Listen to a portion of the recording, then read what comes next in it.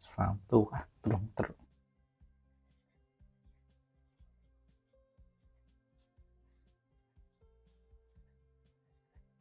เมื่อวันที่16เมษายน2568ดูเลย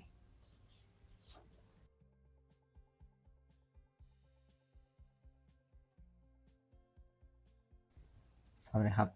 มาดังวันนี้เน็ตมันครับวันนี้มาดูสูตร3ตัวตรงวันนี้ครับอันดับแรกดูสูตรคำนวณกันครับ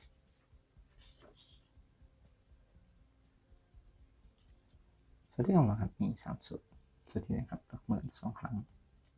หลักพันหน่วยล่าง3 ครั้งบวก3คงที่ครับสูตรที่2หลักแสนหลักพัน3 ครั้ง10 ล่างหน่วยล่างและ5คงที่สูตรที่3หลักแสนบวกหลักพันบวกหน่วยล่างอีก2 ครั้งและ9คงที่ครับแล้วนำ3สูตรนี้ไปคำนวณและตรวจสอบตัวเลขพร้อมกันครับ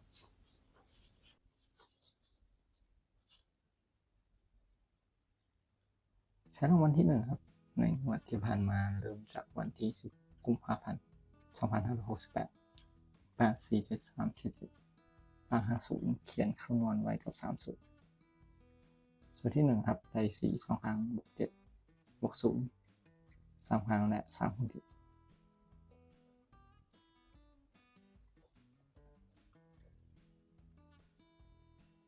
จากนั้นครับผลผลิตได้18ใช้เลขหลักหน่วยตัวเดียวครับ8ต่อมาสูตรที่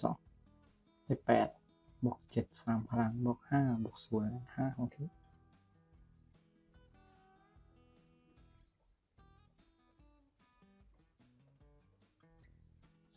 รวมตัวนี้ครับได้เท่ากับ39หลักหน่วยและ9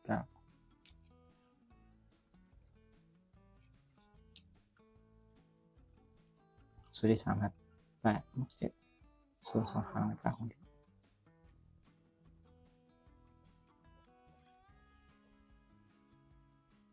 รวมได้24เลข4 8 9 4ครับเลขออก3ตัว8 9 4งวดต่อมานะครับตรงต่อไปมาดูในวันที่2ครับ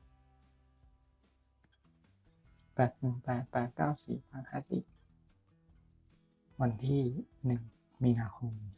2568สูตรที่1ครับ1 2 ครั้งบวก8 4 3 ครั้งและ3คงที่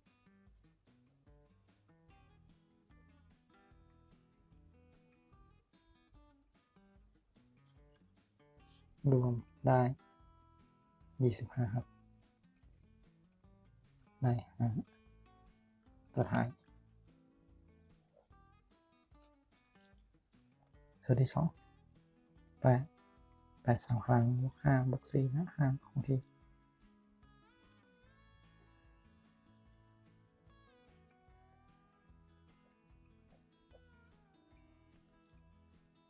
รวมได้46ครับ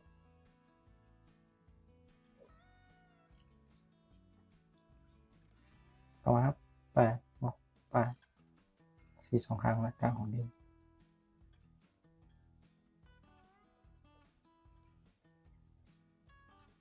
รวมได้33ตัวท้ายเลข3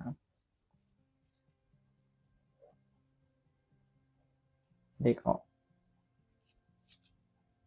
5 6 3ตรงครับต่อไปดูในงวดที่3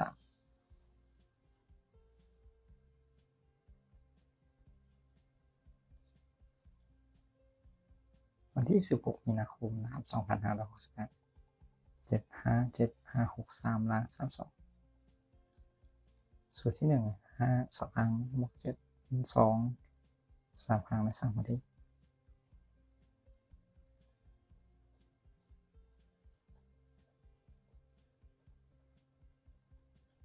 รวมตัวเลขได้26เลข6 ตัวท้ายครับ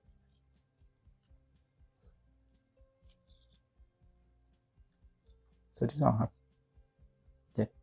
7 3 ครั้งบวก3บวก2และ5คงที่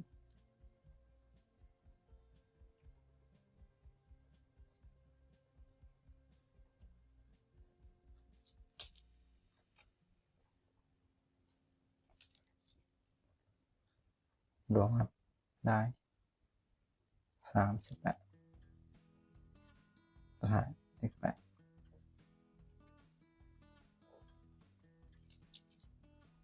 ส่วนที่3 7บวก7บวก2ครั้งและ9คงที่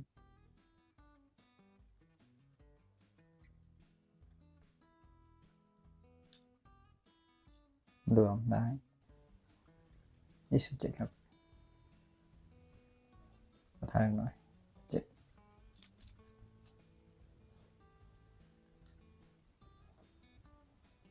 เลขออก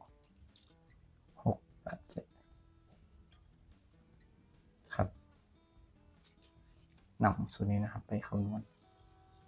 ในงวดต่อไปครับ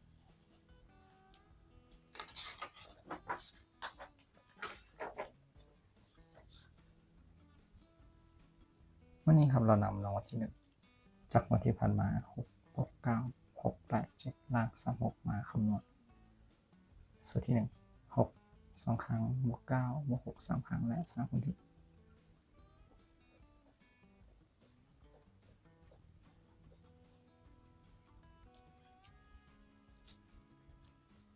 รวมได้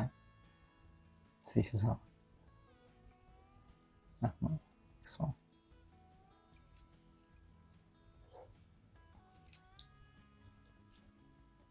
ต่อมาครับ6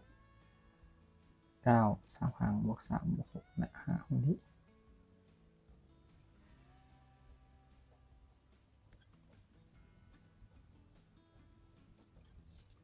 รวมได้47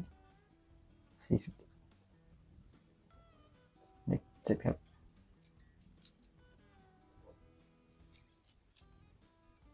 ต่อมาสูตรที่3ครับ6บวก9บวก2 ครั้งและ9คงที่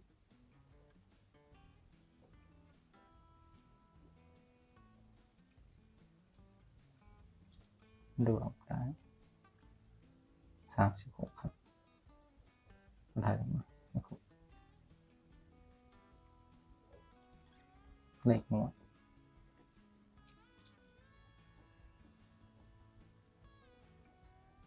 16 เมษายน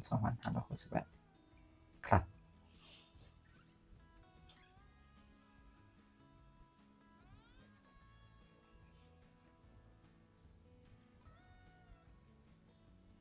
3ตัวตรง2 7 6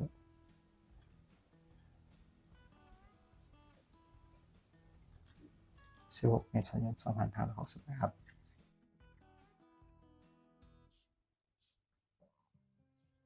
ก็ขอบคุณทุกท่านครับที่ติดตามรับชมรับฟังครับ